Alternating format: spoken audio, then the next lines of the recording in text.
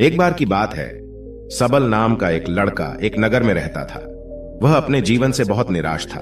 उनकी निराशा का कारण यह था, वह अब तक अपने जीवन में कुछ भी नहीं कर रहा था। उसके माता पिता उसे ताने मारते थे कि आपके सभी मित्र कुछ न कुछ कर रहे हैं, लेकिन आप अभी भी घर बैठे हैं। दोस्तों के बीच भी अक्सर उनका मजाक उड़ाया जाता था। वह कहीं जाता तो लोग उससे पूछते थे कि आप क्या कर रहे हैं। उसे यह बताने में भी शर्म आ रही थी। वह कुछ नहीं कर रहा है। धीरे धीरे उसने रिश्तेदारों से मिलना जुलना कम कर दिया और लोगों से मिलना भी बंद कर दिया। वह ज्यादातर समय घर पर ही रहता। वह अकेला रहता और भगवान को कोसता रहता और अपनी किस्मत को दोष देता। अब उसे अपना जीवन बोझ लगने लगा था। कभी कभी वह सोचता कि कब वह कुछ करने के योग्य बनेगा, और फिर वह सोचता कि जिंदा रहने से अच्छा मर जाना ठीक है। एक दिन वह अपने नगर की एक गली से गुजर रहा था। तभी उसने देखा कि एक गुरु दुख और परेशानियों पर उपदेश दे रहे हैं। वह भी उसी भीड़ में सबसे पीछे बैठ गया और गुरु के प्रवचन सुनने लगा। गुरु कह रहे थे कि दुख एक शिक्षक की तरह है जो हमें जीवन की सच्चाई दिखाता है और हमें जीने का सही तरीका सिखाता है। आप चाहे तो जिंदगी जीना भी सीख सकते हैं। आप चाहो तो कुछ भी हासिल कर सकते हो, और अगर चाहो तो एक कोने में बैठकर रो सकते हो। इन सभी बातों को सबल ध्यान से सुन रहा था, लेकिन उपदेश की यह बातें पसंद नहीं आई। उसने खड़े होकर कहा कि कुछ भी सिखाने से दुख दूर नहीं होता, इसमें केवल दर्द होता है। दुख की पीड़ा अनंत है। ऐसा लगता है कि इसके बाद कुछ होने वाला नहीं है। इससे कुछ भी फर्क नहीं पड़ता है। इसके सामने तो मौत भी छोटी लगती है। तब गुरु ने कहा, वत्स, तुम्हारा दुख क्या है? सबल ने उनके सामने अपनी सारी व्यथा सुनाई और गुरु से पूछा कि मेरे इन दुखों का कोई उपाय है तुम्हारे पास? यह सुनकर गुरु मुस्कुराए और बोले, तुम उस दिन मेरे पास आना जब आपके जीवन में वास्तविक दुख आए। मैं आपकी समस्या का समाधान अवश्य करूंगा। यह कहकर गुरु वहां से चले गए। सबल ने सोचा, क्या यह मेरा दुख नहीं है तो क्या है? मैं जिस दर्द से गुजर रहा हूं वह असली दुख नहीं है क्या? मेरा दुख कोई नहीं समझ सकता। जब मां बाप नहीं समझते तो भला गुरु क्या समझेंगे? उस दुखों से व्यथित होकर सबल ने एक फैसला लिया कि अब वह कुछ करेगा। सबल ने एक छोटा व्यवसाय शुरू किया, पर उसे सफलता नहीं मिल रही थी। लेकिन उसके घर वाले खुश थे। वह कुछ कोशिश कर रहा है। वह अपने व्यवसाय में लगा रहा और धीरे धीरे उन्हें सफलता मिलने लगी। फिर उसने रफ्तार पकड़ी और केवल 3 साल के अंदर ही वह एक बड़ा बिजनेसमैन बन गया। अब सबल के आसपास ऐसे कई लोग थे जो उसकी परवाह करते थे, जो उससे प्यार करते थे। अब उनके परिवार के सदस्य भी उसकी तारीफ करते करते थकते नहीं थे। दिन ब दिन उसके मित्रों की संख्या बढ़ती जा रही थी। अब वह अपनी जिंदगी से बहुत खुश था। उनके कुछ दोस्तों ने उन्हें सलाह दी कि जब तुम एक बड़ा बिजनेसमैन बनकर बहुत खुश हो तो सोचिए आपको कितनी खुशी होगी अगर आप इस शहर और इस राज्य के सबसे बड़े बिजनेसमैन बन जाते तो कितने लोग आपसे जुड़ना चाहेंगे। आपकी कितनी बड़ी ख्याति होगी और स्वयं राजा भी आपसे दोस्ती करना चाहेंगे और जरूरत पड़ने पर आपसे पैसे भी उधार लेंगे। दोस्तों की यह बात सबल के मन में बैठ गई। अब वह और पैसे कमाने की कोशिश करने लगा, लेकिन उसे यह सब बहुत ही जल्दी चाहिए था। वह समय बर्बाद नहीं करना चाहता था। वह अधिकांश समय इन चीजों को प्राप्त करने में लगाने लगा। इसलिए वह ऐसे काम करने लगा जो सही नहीं थे। उसने पैसे उधार लेना शुरू कर दिया। उसके दोस्तों से पैसे की मात्रा और अधिक मुनाफा कमाने के लालच में वह अपने माल में मिलावट करने लगा। उसने अन्य व्यापारियों के खिलाफ भी साजिश रची और उन्हें डराया धमकाया। जैसा उसके दोस्त कहते थे वैसा ही करता था। वह इन तरीकों से ज्यादा पैसा कमा रहा था, पर अब उसके जीवन में पहले जैसा चैन नहीं था। उनके मन की शांति गायब हो गई थी और वह रात को सो नहीं पाता था। वह विचारों में रहता था। वह सब कुछ पाकर भी उसे किसी चीज में सुख नहीं मिल रहा था। एक दिन सबल अपनी गाड़ी से कहीं जा रहा था। तभी रास्ते में उसे गुरु का आश्रम दिखाई दिया। वह रुका और गुरु के पास जाकर बोला, गुरु जी, आपने मुझे कहा था जब कभी जीवन में सच्चा दुख आए तो चले आना। अब मैं बहुत दुखी हूं। मेरी नींद हराम हो गई है। मुझे कहीं भी शांति नहीं मिल रही है। इस प्रकार सबल ने अपनी सारी समस्याएं गुरु को बताई। गुरु ने कहा, जब तुम पहली बार मुझसे मिलने आए थे तब भी तुम किसी दुख में थे। आपने उस दर्द से क्या सीखा? सबल ने कहा कि सिर्फ सोचने और चिंता करने से कुछ नहीं होता। अपनी दृष्टि को सच करने के लिए मेहनत भी जरूरी है, और सिर्फ मेहनत करने से कुछ नहीं होता। परिणाम भी मिलना चाहिए। जब आपको लगे कि आपका लक्ष्य हासिल नहीं होने वाला है, तब राह में चाहे कितनी भी मुश्किलें आ जाए, मन कितना भी निराश क्यों ना हो, अब कुछ नहीं होने वाला है, तब खुद आत्मविश्वास करे, मैं जो भी कर रहा हूं उसमें अवश्य सफल होऊंगा। लोग केवल सफल लोगों का सम्मान करते हैं। कोई कितना भी अच्छा क्यों ना हो, वह हमेशा लोगों की नजरों में बोझ बने रहते हैं। यह सब सुनकर गुरु मुस्कुराए और बोले, यह वास्तविक दुख नहीं है। अपने जीवन में वास्तविक दुख आए तब मेरे पास आना, मैं उसे ठीक कर दूंगा। सबल ने जाते समय गुरु को सोने के सिक्कों से भरा घड़ा भेंट किया। घड़े को देखकर गुरु ने कहा कि यह मेरे किसी काम का नहीं है, उस पेड़ के नीचे गड्ढा खोदकर गाड़ दो। सबल ने घड़े को पेड़ के नीचे दबा दिया। जैसा कि गुरु ने बताया उसने वैसा ही किया और वहां से चला गया। कुछ दिनों से कारोबार ठीक चल रहा था, लेकिन व्यापार के गलत तरीके के कारण धीरे धीरे उसे व्यापार में घाटा होने लगा।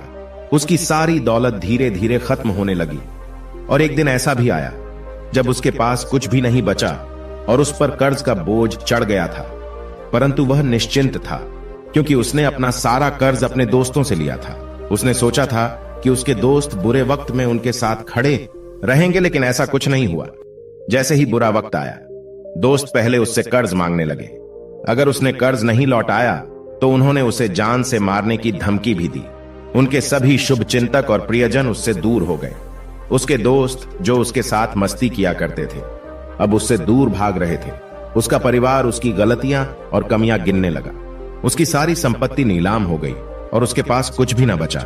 जब उसने अपने पिता से मदद मांगी तो पिता ने कहा कि मेरे पास थोड़ी सी संपत्ति है, अगर मैं तुम्हें दे दूंगा तो मैं तुम्हारी मां को क्या कहूंगा।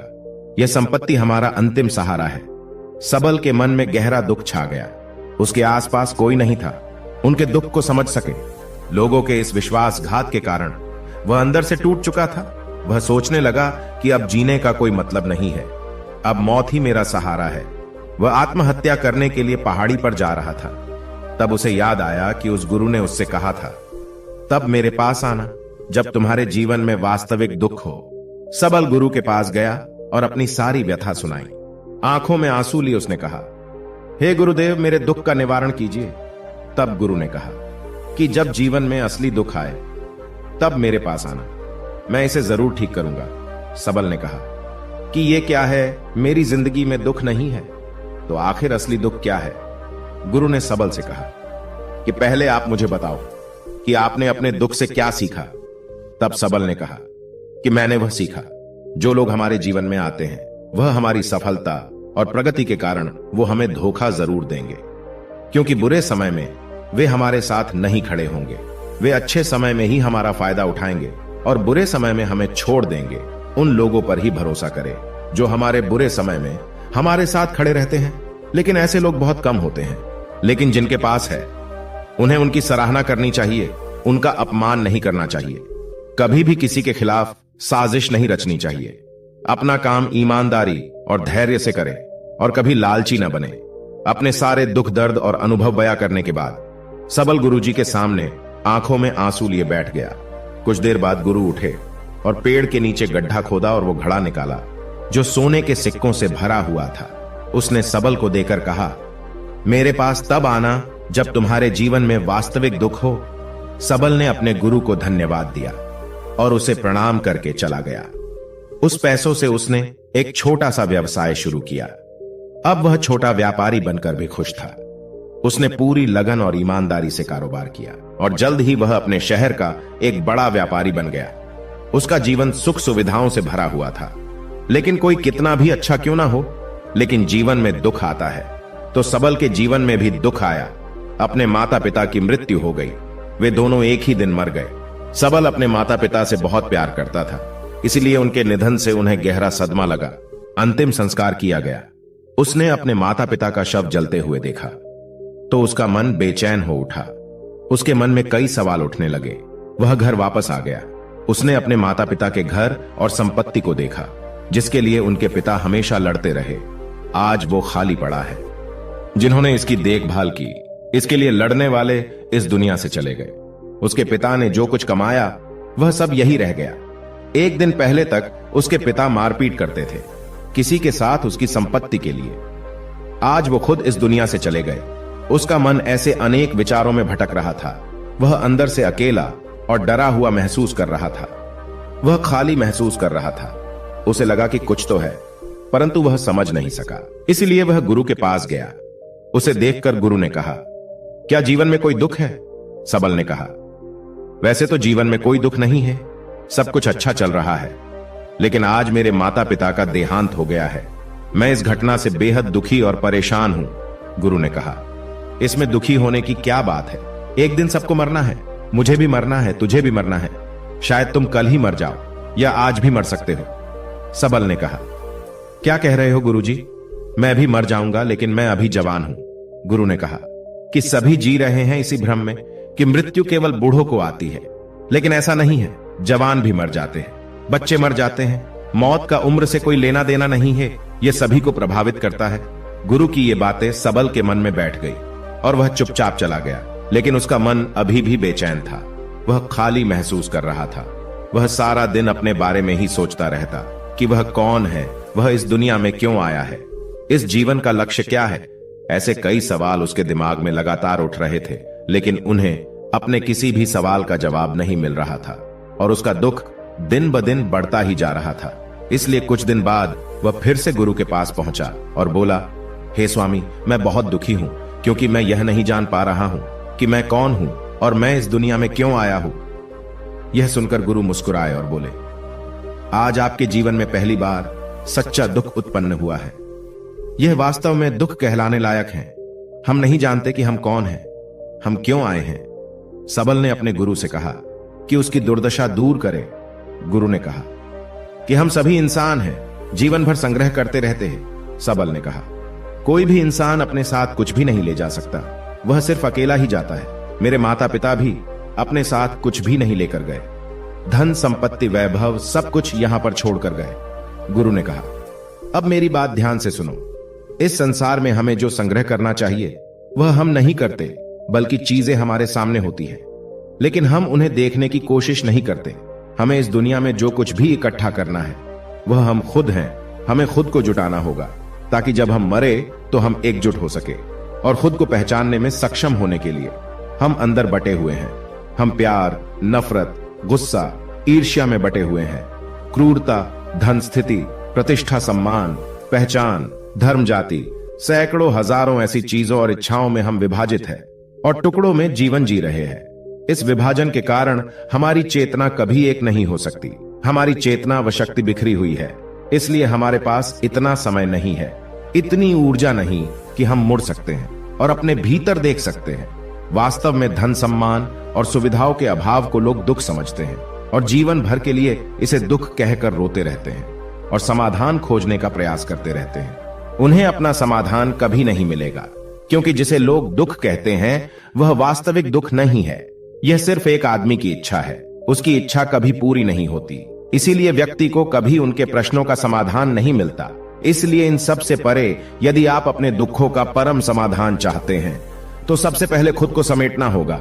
इस दुनिया से अपनी ऊर्जा वापस ले लो और इकट्ठा करो। अपने आप पर ध्यान केंद्रित करो, स्वयं पर ध्यान दो। अपने मृत्यु से पहले अपने आप को जानने की कोशिश करो। बिखरो मत, सबल ने कहा।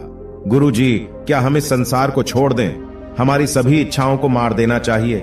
किसी से प्रेम नहीं करना चाहिए, धन संग्रह नहीं करना चाहिए, सम्मान की आशा छोड़ देनी चाहिए।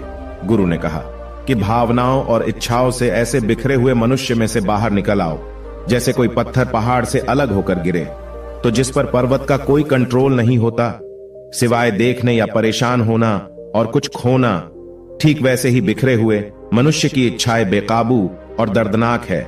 उसका अनियंत्रित मन इच्छा करता रहता है और कल्पना करता रहता है और यह दुख देता है। लेकिन जब एक व्यक्ति अपने मन को एकत्र करता है तो वह जो कुछ भी करता है वह उसके नियंत्रण में होता है। फिर उसकी इच्छा से इच्छाएं भी उत्पन्न होती है। फिर सबल ने कहा कि आपने मेरे असली दुख का समाधान कर दिया। आपका बहुत बहुत धन्यवाद। अब से मैं खुद को समेटने और खुद को तलाशने की कोशिश करूंगा। गुरु ने कहा कि मानव शरीर में बहुत ऊर्जा और शक्ति है, लेकिन यह फालतू के कामों में बटा हुआ है, बेकार की बातों में लगा हुआ है। यह एक बहुत ही शक्तिशाली मशीन की तरह है और वह बिना सोचे समझे अपनी शक्ति बर्बाद कर रहा है। और बिना किसी नियंत्रण के। इसीलिए इस शक्ति पर ध्यान दे, अपनी चेतना और इसे इकट्ठा करे। सबल को अपने प्रश्नों का उत्तर मिल गया। उसने अपने गुरु का धन्यवाद किया और चुपचाप चला गया।